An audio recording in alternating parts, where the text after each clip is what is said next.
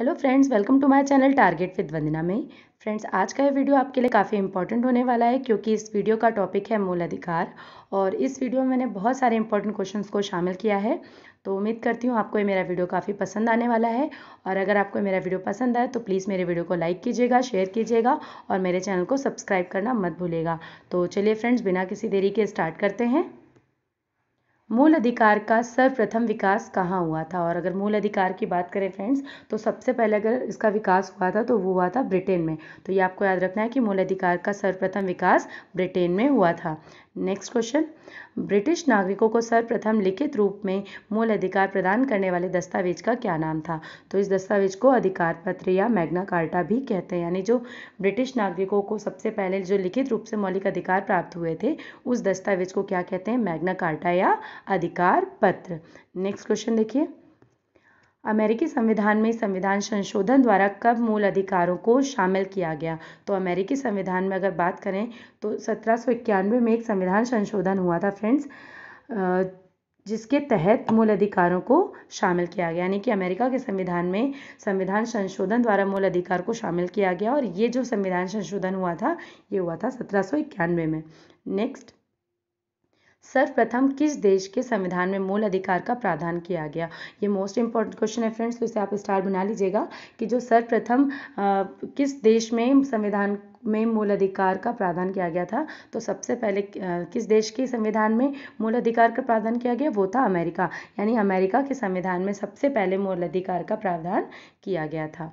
Next, Bharat में सर्वप्रथम मूल अधिकार की मांग किस विधेयक के माध्यम से की गई थी? तो ये आपको याद रखना है फ्रेंड्स कि अगर भारत की बात करें तो जो मूल अधिकार की मांग हुई थी वो हुई थी संविधान विधेयक 1895 के माध्यम से।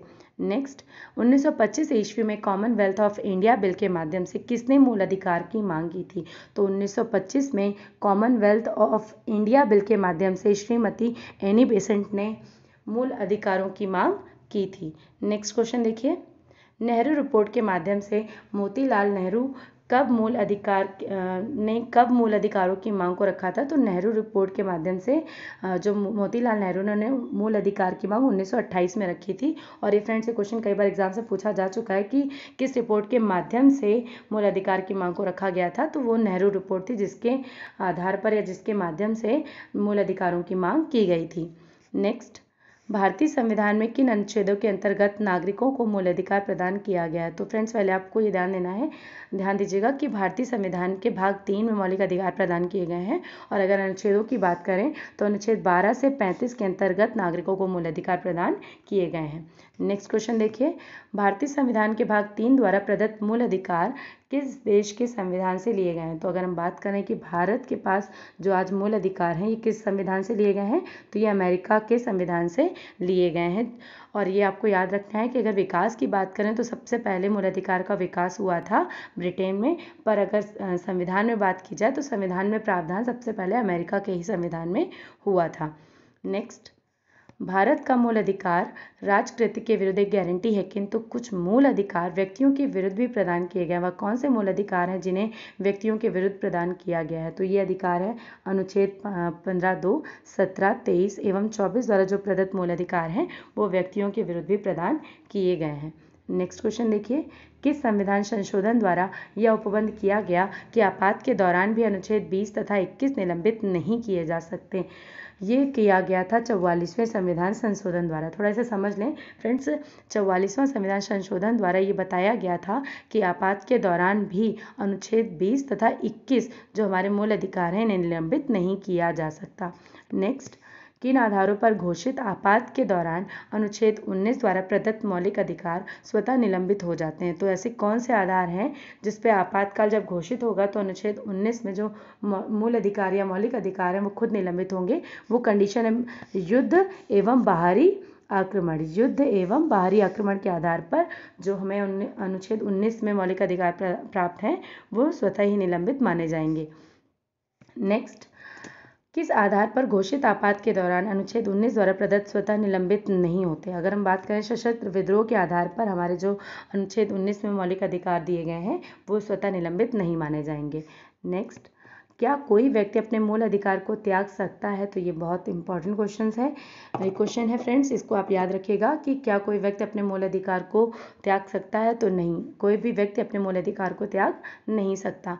नेक्स्ट क्वेश्चन देखिए, न्यायिक पुनर्विलोकन का अधिकार किस न्यायालय को प्राप्त है? तो ये आपको याद रखना है कि जो न्यायिक पुनर्विलोकन का अधिकार है वो उच्चतम न्यायालय को अनुच्छेद 32 के तहत और उच्च न्यायालय को अनुच्छेद 226 के तहत प्राप्त है। नेक्स्ट, भारत में न्यायिक पुनर्विलोकन का जो सिद्धांत है कहाँ से लिया गया है? तो ये लिया गया है यूएसए यानी कि अमेरिका के संविधान से। तो ये आपको याद रखना है कि भारत में जो न्यायिक पुनर्विलोकन का सिद्धांत है वो किस देश से लिया गया है? वो लिया गया अमेरिका के संविधान से। नेक्स्ट, संविधान का कौन सा अनुच्छेद उच्चतम न्यायालय को मूल अधिकारों का सजग प्रहरी बनाता है? तो संविधान का अनुच्छेद जो 13 है वो उच्चतम न्यायालय को मूल अधिकारों का सजग प्रहरी बनाता है। नेक्स्ट देखिए, भारत के मूल अधिकार में कुल कितने मौलिक अधिकार का उपबंध किया गया? तो भारत का जो मूल संविधान है उसमें कुल 7 मौलिक अधिकारों का उपबंध किया गया था। तो ये आपको याद रखना है कि जब संविधान का निर्माण हो रहा था तो उस समय मूल अधिकार कुल 7 थे जो हमारे संविधान में वर्णित थे। नेक्स्ट क्वेश्चन देखिए, संपत्ति के अधिकार को किस संविधान संशोधन द्वारा मूल अधिकार से अलग कर दिया गया? तो फ्रेंड, जैसा कि इसमें दिया ही गया है कि मूल अधिकार था ये पहले, यानी कि संपत्ति का जो अधिकार है वो पहले हमारे मूल अधिकार में आता था, किंतु इसे 44वें संविधान संशोधन द्वारा जो कि 1978 में किया गया, इसके तहत संपत्ति के अधिकार को मूल अधिकार से अलग कर दिया गया। ठीक है, नेक्स्ट देखिए, संपत्ति का अधिकार किस अनुच्छेद के तहत एक विधिक अधिकार है? और अब क्या है, अब जो संपत्ति का अधिकार है वो क्या हो गया है? एक विधिक अधिकार माना जाएगा। वो किसके तहत? अनुच्छेद 300 क के तहत। नेक्स्ट देखिए, वर्तमान भारतीय संविधान के अंतर्गत नागरिकों को कुल कितने मूल अधिकार प्रदान किए गए हैं? तो अगर वर्तमान में बात करें तो कुल 6 मौलिक अधिकार हमें प्रदान किए गए हैं, और जो 7वां था यानी कि संपत्ति का अधिकार वो अब एक विधिक अधिकार बन चुका है। नेक्स्ट, संविधान के किन अनुच्छेदों के अंतर्गत समता के अधिकार का वर्णन किया गया? यानी कि संविधान के किस अनुच्छेद में समता या समानता के अधिकार का वर्णन किया गया? तो ये किया गया अनुच्छेद 14 से 18 तक। नेक्स्ट, विधि के समक्ष समता और विधियों का समान संरक्षण का मूल अधिकार किस अनुच्छेद के तहत प्रदान किया गया है? तो ये अनुच्छेद 14 के तहत प्रदान किया गया है। नेक्स्ट, कौन सा अनुच्छेद यह उपबंधित करता है कि राज्य, धर्म, मूलवंश, जाति, लिंग या जन्म स्थान के आधार पर विभेद नहीं करेगा? तो अनुच्छेद 15 में ये बात वर्णित है कि कोई भी राज्य धर्म, मूलवंश, जाति या लिंग के या जन्म स्थान के आधार पर विभेद नहीं करेगा किसी भी व्यक्ति के साथ। नेक्स्ट, किस अनुच्छेद के तहत अवसर की समानता प्रत्याभूत की गई है? तो अवसर की जो समानता है वो अनुच्छेद 16 के तहत प्रत्याभूत की गई है। नेक्स्ट देखिए, किस अनुच्छेद के द्वारा उपाधियों का अंत कर दिया गया? तो ये क्वेश्चन भी बहुत इंपॉर्टेंट है फ्रेंड्स कि किस अनुच्छेद के तहत उपाधियों का अंत किया गया? तो ये अनुच्छेद 18 के तहत उपाधियों का अंत कर दिया गया। नेक्स्ट, अनुच्छेद 14 में वाक्यांश विधियों का समान संरक्षण कहाँ से लिया गया? यानी विधियों का अगर समान संरक्षण की बात करें तो ये वाक्यांश लिया गया है अमेरिका के संविधान से। नेक्स्ट, विधि के समक्ष समता वाक्यांश किस संविधान से लिया गया है? तो ये वाक्यांश लिया गया है ब्रिटिश संविधान से, यानी कि विधि के समक्ष जो समता की बात की गई है तो ये ब्रिटिश संविधान से लिया गया वाक्यांश है। नेक्स्ट, भारतीय संविधान के किस अनुच्छेद में विधि का शासन निहित है? तो विधि का शासन निहित है अनुच्छेद 14 में। नेक्स्ट क्वेश्चन देखिए, किस अनुच्छेद द्वारा प्रदत्त समता के मूल अधिकार का दावा एक कंपनी भी कर सकती है? तो ये अनुच्छेद 14 के द्वारा प्रदत्त जो समता का अधिकार है इसका दावा एक कंपनी भी कर सकती है। नेक्स्ट, किन अनुच्छेदों के तहत समता के अधिकार की गारंटी दी गई है? तो ये अनुच्छेद 14 से 18 के तहत समता के अधिकार की गारंटी दी गई है। नेक्स्ट क्वेश्चन देखिए, 93वें संविधान संशोधन द्वारा किसके संबंध में प्रावधान किया गया? तो ये जो निजी शिक्षण संस्थान हैं उनमें प्रवेश में जो आरक्षण की बात की गई है वो 93वें संविधान संशोधन द्वारा की गई है। नेक्स्ट, पिछड़े वर्गों हेतु आरक्षण का प्रावधान किस अनुच्छेद के तहत किया गया? तो ये अनुच्छेद 16(4) के तहत किया गया, यानी जो पिछड़े वर्ग हैं उनको जो आरक्षण का प्रावधान है किस अनुच्छेद में किया गया? ये अनुच्छेद 16(4) के तहत किया गया है। नेक्स्ट क्वेश्चन देखिए, भारतीय संविधान का कौन सा अनुच्छेद भारत में किसी भी रूप में अस्पृश्यता का निषेध करता है? तो ये अनुच्छेद 17 है जो किसी भी रूप में छुआछूत का निषेध करता है। नेक्स्ट, अस्पृश्यता अपराध अधिनियम 1955 को अब किस नाम से जाना जाता है? तो अब इसे सिविल अधिकार संरक्षण अधिनियम के नाम से इसे जाना जाता है।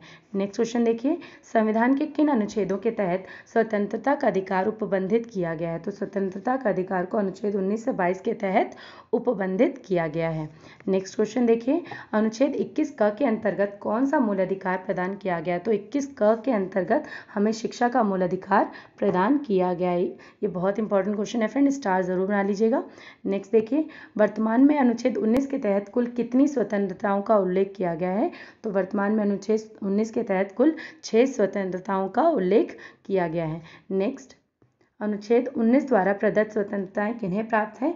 तो ये केवल भारतीय नागरिकों को ही प्राप्त हैं। और इस वीडियो का आखिरी क्वेश्चन देखिए फ्रेंड्स, भारतीय संविधान में प्रेस की स्वतंत्रता का स्पष्ट उल्लेख नहीं है, किंतु न्यायालय ने इसे किस अनुच्छेद के तहत अंतर्निहित माना है? तो फ्रेंड्स पहले तो आप ये जान लें कि जो प्रेस की स्वतंत्रता की बात की गई हमारे भारतीय संविधान में, उसका कोई स्पष्ट उल्लेख नहीं है। और अगर बात करें न्यायालय ने इसको किस अनुच्छेद के तहत अंतर्निहित माना है, तो इसे माना गया अनुच्छेद 19(1) क के तहत। तो फ्रेंड्स ये था मेरा आज का वीडियो। अगर आपको मेरा वीडियो हेल्पफुल लगी तो प्लीज़ मेरे वीडियो को लाइक कीजिएगा, शेयर कीजिएगा और मेरे चैनल को सब्सक्राइब करना मत भूलिएगा। Thank you.